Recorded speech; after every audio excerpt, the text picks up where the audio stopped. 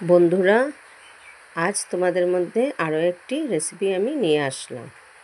রেসিপিটি হলো আদা পেঁয়াজ বাটা দিয়ে বাগদা চিংড়ি মাছ আলু দিয়ে রসা। সবাই সবার মতনই রান্না করে, আমি আমার মতন রান্না করেছি। আমার রান্নাটা দেখে তোমাদের যদি ভালো লাগে তাহলে আমাকে ফলো করবে, লাইক কমেন্ট শেয়ার করবে বন্ধুরা, আর আমার পাশেও থাকবে। এখন চলো রান্নাটা কি করে করেছি দেখে নিই। প্রথমে আমি কড়াইটা বসিয়ে দিয়েছি, আমার তেলটা গরম হয়ে গেছে। এখন ওর মধ্যে আগে থেকে নুন হলুদ দিয়ে মেখে রাখা চিংড়ি মাছগুলোকে আমি হালকা করে ভেজে উঠিয়ে নেব। আমার চিংড়ি মাছগুলো ভাজা হয়ে গেছে, এখন আমি এগুলোকে উঠিয়ে নিচ্ছি।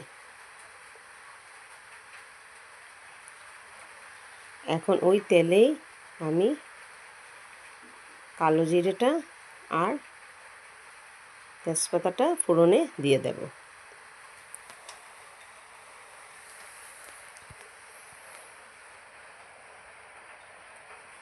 দিয়ে কুচি করে রাখা পেঁয়াজগুলো দিয়ে দেব।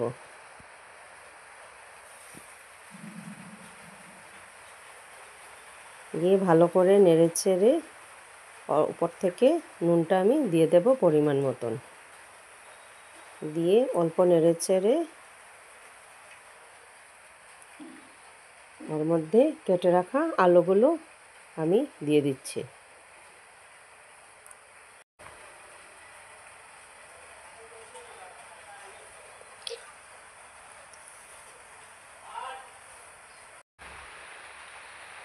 দিয়ে ভালো করে আমি নেড়ে চেড়ে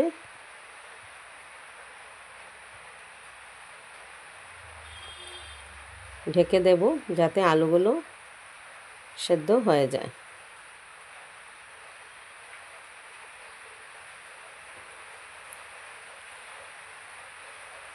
এখন ওর মধ্যে আমি আদা পেঁয়াজ বাটাটা দিয়ে দেব। দিয়ে ততক্ষণ কষাবো যত সময় না আদা পেঁয়াজের কাঁচা গন্ধটা চলে যায়। উপর থেকে আমি আমার কাছে ঘি মরিচ ছিল দুটো, আমি দিয়ে দিয়েছি, ফ্লেভারটা অনেক ভালো আসে। দিয়ে এইভাবে নেড়ে চেড়ে আমি রান্নাটা হতে দেব। আমার মশলাগুলো কষানো হয়ে গেছে, আদা পেঁয়াজের গন্ধটা চলে গেছে। এখন উপর থেকে আমি পরিমাণ মতো লঙ্কার গুঁড়ো, জিরের গুঁড়ো আর হলুদের গুঁড়োটা দিয়ে দেব। দিয়ে আবারও মশলাটাকে ভালো করে কষাবো।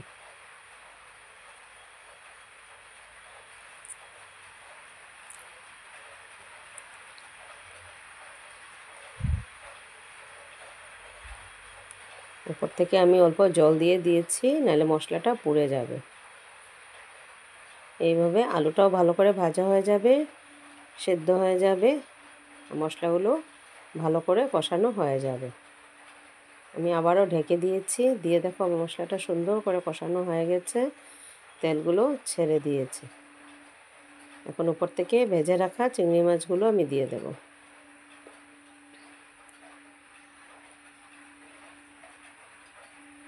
দিয়ে আবারও ভালো করে নেড়ে চেড়ে আমি ঢেকে দেব, যাতে চিংড়ি মাছগুলো মশলার সাথে অল্প কষানো হয়ে যায়।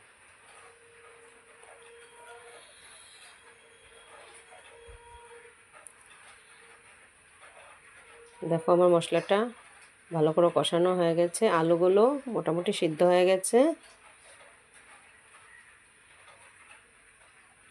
এখন আমি উপর থেকে পরিমাণ মতন জলটা দিয়ে দেব।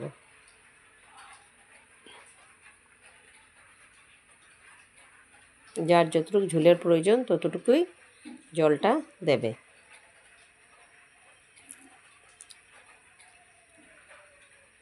দিয়ে ভালো করে এইভাবে নেড়ে ছেড়ে আমি ঢেকে দেব। আমার ঝোলটা ফুটে উঠে গেছে, এখন উপর থেকে আমি গরম মশলার গুঁড়োটা দিয়ে দেব।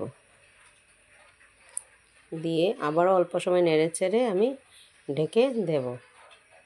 আমি ঝুলটাকে বেশি পাতলাও রাখবো না, ঘনও রাখবো না, মধ্যমভাবে রাখবো। এই পর্যায়ে আমি গ্যাসের স্টিমটা মধ্যম আঁচে করে দেব, দিয়ে আমি রান্নাটা করবো। দেখো আলুগুলো সুন্দর গলে গেছে। এভাবে আমার চিংড়ি মাছের রসাটা হয়ে গেছে। ভালো লাগলে একদিন রান্না করে খেয়ে আমাকে কমেন্ট করে জানাবে।